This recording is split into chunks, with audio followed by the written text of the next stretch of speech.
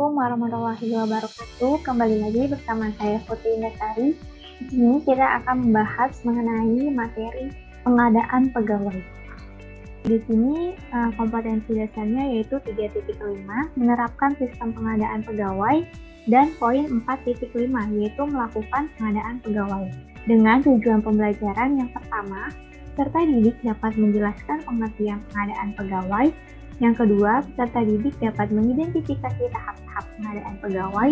Dan yang ketiga, peserta didik dapat mengemukakan prosedur pengadaan pegawai. Kita akan bahas satu persatu. Untuk yang pertama, kita akan membahas mengenai pengadaan pegawai.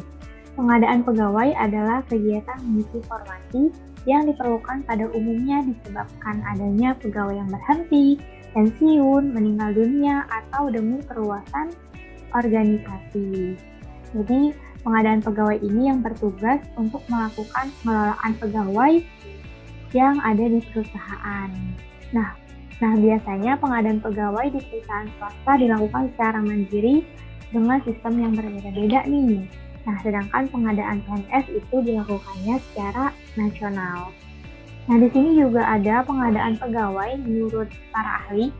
Yang pertama itu dari Handoko tahun 2000 yang menyatakan bahwa pengadaan pegawai adalah proses pencarian dan pemikatan para calon pegawai atau pelamar. Lalu ada juga dari Samsudin tahun 2006, pengadaan pegawai dimaksudkan untuk memperoleh jumlah dan jenis tenaga kerja yang tepat untuk memenuhi kebutuhan tenaga kerja guna mencapai tujuan organisasi. Jadi udah jelas banget nih ya bahwa pengadaan pegawai itu untuk mencari seseorang gitu, untuk bekerja di sebuah perusahaan yang sedang mencari pegawai. Nah, di sini juga ada dasar hukum pengadaan pegawai diatur dalam peraturan pemerintah nomor 98 tahun 2000 dan sebagaimana telah diubah dengan peraturan pemerintah nomor 11 tahun 2002. Nah, kalian bisa lihat di link ini ya untuk peraturan pemerintahnya. Bisa kalian buka, di situ ada peraturan pengadaan pegawai atau dasar hukum pegawai. Nah, selanjutnya kita akan masuk ke tahap atau prosedur pengadaan pegawai. Yang pertama itu perencanaan kebutuhan. Yang kedua, rekrutmen pegawai. Yang ketiga, seleksi. Dan yang keempat, pengangkatan, orientasi, dan penempatan. Kita akan bahas ke perencanaan kebutuhan. Jadi perencanaan kebutuhan tenaga kerja dimaksudkan agar jumlah kebutuhan tenaga kerja masa kini dan masa depan sesuai dengan beban pekerjaan, kekosongan-kekosongan dapat dihindarkan, dan semua pekerjaan dapat dikerjakan. Jadi jumlah pegawai di suatu perusahaan pastinya akan berubah-ubah gitu kan setiap tahunnya. Bahkan terkadang juga kita kekurangan gitu atau kelebihan gitu. Nah, perencanaan kebutuhan pegawai ini harus dilakukan gitu kan untuk menghitung dan mempertimbangkan apakah kebutuhan pegawai di sebuah perusahaan itu cukup atau tidak. Terus juga bisa dipertimbangkan apakah kebutuhan pegawai tersebut itu penuh waktu atau paruh waktu. Jadi kita bisa rencanakan nih kebutuhan pegawai untuk di masa yang akan datang gitu. Karena setiap tahunnya pasti jumlah kebutuhan pegawai itu akan berkurang. Maka kita harus mempersiapkan untuk perencanaan kebutuhan pegawainya. Nah, selanjutnya yang kedua itu ada rekrutmen pegawai. Jadi rekrutmen adalah proses menarik pelamar pekerjaan menggunakan metode perekrutan dengan mengumpulkan para pelamar pekerjaan untuk diseleksi dalam upaya memenuhi kebutuhan pegawai pada suatu perusahaan. Nah, untuk rekrutmen pegawai mungkin sudah nggak asing lagi ya, yaitu untuk mencari pegawai gitu kan. Untuk yang mencari pekerjaan, kita bisa mendapat info dari Jobstreet, LinkedIn, Indeed, atau berbagai macam media sosial lainnya.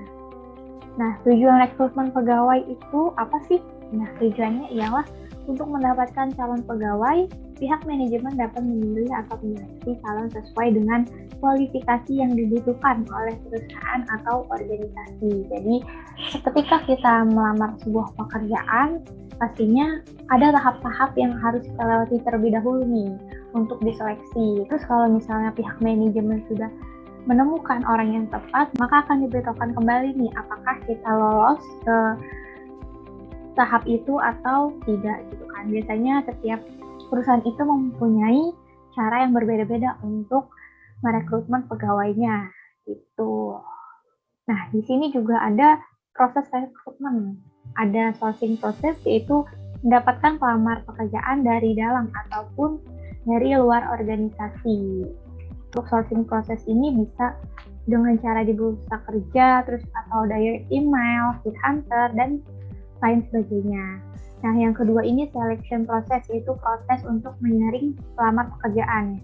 Sini ada beberapa cara nih, ada tes, biasanya itu ada tes psikologi, yaitu untuk mengetahui karakter si pelamarnya.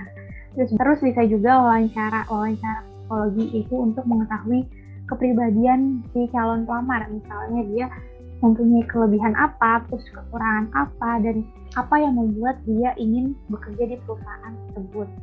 Nah, terus juga biasanya ada tes teknis atau tes keterampilan ya, ada tes psikotes gitu untuk mengetahui kemampuan yang dimiliki oleh calon pelamar.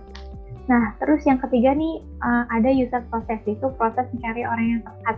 Nah, di sini juga ada caranya, yaitu ada wawancara lanjutan, biasanya itu oleh manajer ya, interview gitu yang kita ketahui.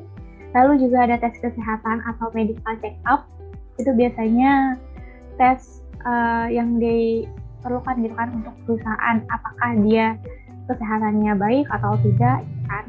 Terus juga ada administrasi. Di sini administrasi itu kelengkapan berkas-berkasnya ya.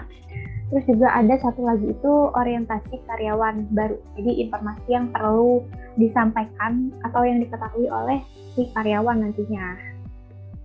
Nah, selanjutnya nih ada hal yang perlu mendapat perhatian ketika rekrutmen ya. Di sini nggak kelihatan ya. Nah, di sini nih ada hal yang perlu mendapat perhatian khusus.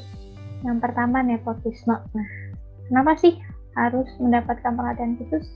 Nah, jadi nepotisme adalah rekrutmen terhadap anggota keluarga, kroni, teman separtai, sesuku, dan seagama. Jadi nepotisme ini contohnya di PT HBC. Dia adalah seorang manajer. Nah, manajer itu mengangkat atau menaikkan jabatan seseorang gitu, karena ia adalah saudaranya atau temannya. Nah, itu sebaiknya tidak boleh dilakukan ya. Terus juga ada contoh lainnya itu misalnya di suatu perusahaan PT HBC juga, misalnya ada pegawai yang akan menikah dengan pegawai yang lain gitu, yang ada di perusahaan itu. Nah, itu salah satunya harus berhenti gitu atau mengundurkan diri guna menghindari adanya nepotisme di dalam perusahaan. Bolehkah perusahaan melakukan nepotisme saat merekrut karyawannya? Sebaiknya nepotisme itu tidak boleh dilakukan ya, karena bagaimanapun juga kita harus bisa merekrut pegawai dengan potensi atau keahlian yang dimiliki oleh si pelamarnya nanti gitu. Jadi kadang tuh ada orang yang sudah bekerja keras untuk melamar pekerjaan di perusahaan tersebut, tapi pihak atasan lebih memilih orang lain gitu, atau orang tertentu yang memang saudaranya atau temannya. Sebaiknya untuk nepotisme ini tidak boleh dilakukan ya di sebuah perusahaan. Nah, lalu selanjutnya nih, bagaimana dengan diskriminasi? Nah, mungkin kalau diskriminasi sudah tidak asing lagi nih untuk kalian. Kalau diskriminasi adalah pembedaan perlakuan terhadap sesama warga negara berdasarkan warna kulit, golongan, suku, ekonomi, agama, dan sebagainya. Jadi nggak boleh nih ya namanya diskriminasi ya di sebuah perusahaan. Karena ada juga undang-undang yang mengatur, yaitu pasal 28 Undang-Undang Dasar 1945 yang menyatakan bahwa setiap orang berhak untuk bekerja dan mendapatkan imbalan dan perlakuan yang adil dan layak dalam hubungan kerja. Dan ada juga nih dalam Undang-Undang Nomor 13 Tahun 2003, jadi setiap tenaga kerja memiliki kesempatan yang sama tanpa membedakan diskriminasi untuk memperoleh pekerjaan. Jadi diskriminasi ini tidak boleh dilakukan ya di perusahaan, karena bagaimanapun juga kita mempunyai tujuan yang sama. Jadi kalau bisa kita harus adil terhadap satu sama lain. Nah, selanjutnya ada metode rekrutmen, ada metode tertutup. Yang pertama itu metode tertutup adalah metode penarikan pegawai yang diinformasikan kepada para pegawai atau orang tertentu. Jadi untuk metode tertutup ini bisa melalui promosi atau mengangkat pegawai dari jabatan yang dia duduki sekarang ke jabatan yang lebih tinggi. Misalnya dari jabatan divisi keuangan jadi manajer gitu. Terus juga ada dengan cara rotasi ya, yaitu pekerjaan karyawan akan ditukar gitu, namun masih dalam satu perusahaan. Misalnya dari divisi keuangan ke divisi administrasi gitu.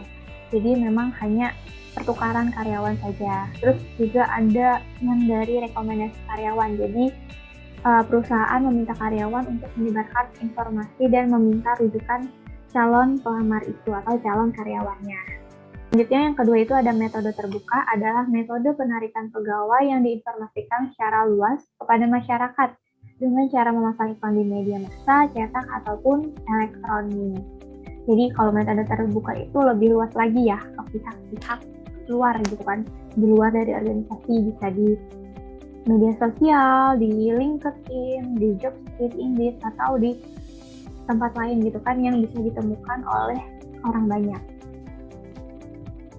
Nah selanjutnya di sini ada sumber rekrutmen. Yang pertama itu ada dari sumber internal, yaitu memindahkan atau mutasi pegawai, sama ya seperti tadi, yaitu bisa dilakukan dengan promosi pegawai ataupun mutasi pegawai gitu kan. Terus ada juga sumber eksternal, tenaga kerja di luar organisasi, sama seperti metode terbuka, dia lebih ke luar organisasi gitu kan. Di sini juga bisa ditemukan di iklan media massa seperti koran, terus juga majalah, radio ataupun televisi, ataupun internet juga ya, media sosial seperti IG dan lain-lain. Terus juga ada dari headhunter, yaitu perusahaan atau konsultan rekrutmen karyawan atau pegawai. Lalu ada juga bisa melalui perusahaan alidaya atau outsourcing, yaitu perusahaan alidaya atau outsourcing. Jadi perusahaan memberi tugas dan tanggung jawab pekerjaan dalam perusahaannya kepada pihak luar, pihak ketiga. Terus ada juga perusahaan pengarah tenaga kerja, kantor penempatan tenaga kerja, terus ada job fair ya. Kalau di job fair ini biasanya banyak banget perusahaan dan juga orang-orang yang mencari pekerjaan. Di situ kita bisa tahu gitu persyaratannya apa aja. Terus ada juga bursa kerja khusus ya, biasanya itu ada di sekolah menengah kejuruan. Jadi lembaga yang dibentuk di sekolah menengah kejuruan untuk siswa-siswanya nih. Bursa kerjanya itu sudah bekerja sama gitu dengan beberapa perusahaan gitu kan, untuk menjadi perantara antara siswa dengan pihak perusahaan. Nah ini contoh untuk iklan di media massa. Nah di sini ada pekerjaan yang dibutuhkan apa, terus ada persyaratannya apa aja, juga kita harus submit kemana gitu. Biasanya diberitahukan ke email atau ke website yang telah disediakan. Nah terus di sini juga ada contoh job fair nih. Ini namanya job fair ya. Jadi banyak banget perusahaan-perusahaan gitu di satu tempat, terus juga banyak orang-orang yang mencari pekerjaan. Di situ kita bisa nanya-nanya. Oke, selanjutnya di sini ada kendala-kendala rekrutmen. Nah, ini kendala yang sering nih kita alami nih. Misalnya kompetensinya besar, biasanya itu pelamarnya banyak. Nah, ketika kompensasinya sedikit, maka pelamarnya sedikit gitu. Terus juga ini pegawai tetap, kalau misalnya perusahaannya itu memberitahukan bahwa akan menjadi pegawai tetap, biasanya pelamarnya banyak, sedangkan untuk pegawai honorer itu pelamarnya sedikit. Lalu juga nih ada misalnya dari pelamar Nusantara itu se-Indonesia gitu pelamarnya banyak, kalau pelamar lokal biasanya pelamarnya sedikit. Nah di sini juga ada ketika persyaratannya sedikit maka pelamarnya banyak. Biasanya kalau misalnya persyaratannya hanya CV, terus juga surat lamaran pekerjaan, itu yang lama banyak. Berbeda dengan persyaratan yang banyak gitu, itu pelamarnya akan sedikit. Nah ini juga rekrutmen terbuka, biasanya pelamarnya banyak. Nah kalau untuk rekrutmen tertutup ini pelamarnya sedikit. Mohon maaf ini typo ya, harusnya pelamar sedikit. Jadi itulah kendala-kendala rekrutmen yang memang suka dialami gitu kan setiap ada rekrutmen. Nah itulah kendala-kendala rekrutmen. Nah, lalu kita berlanjut kepada head hunting.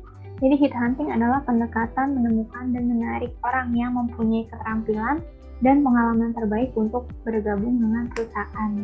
Nah, head hunting ini juga pihak ketiga ya dari perusahaan. Nah, untuk prosesnya itu, yang pertama perusahaan klien memerlukan rekrutmen pegawai, pasti. Misalnya PT ABC sedang memerlukan pegawai gitu kan. Nah, disinilah perusahaan head hunting mencari kandidat yang cocok dari pangkalan data yang mereka punya. Setelah itu, head hunting mengontak kandidat yang cocok via telepon. Setelah mengontak kandidatnya, baru deh diwawancarai kandidatnya. Setelah itu, ketika sudah mewawancarai beberapa kandidat, pastinya menyusun daftar kandidat yang cocok. Setelah itu, baru menyampaikan daftar kandidatnya ke perusahaan klien.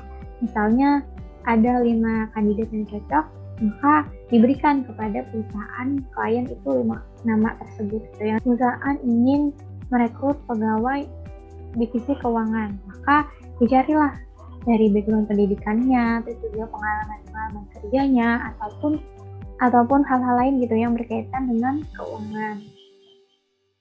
Selanjutnya di sini ada alih daya atau outsourcing, itu salah satu kebijakan perusahaan untuk mengalihdayakan sumber-sumber perusahaannya kepada pihak ketiga demi mempertahankan keuntungan dan keunggulan kompetitifnya.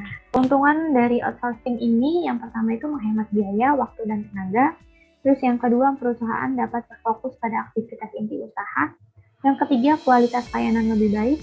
Yang keempat, mempercepat sampainya produk ke pasar. Yang kelima, mendorong inovasi baru.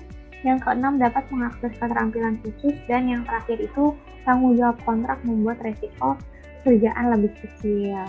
Oke, mungkin untuk hari ini kita bahas cukup sampai di situ dulu. Nanti untuk selanjutnya akan kita bahas di kemudian hari.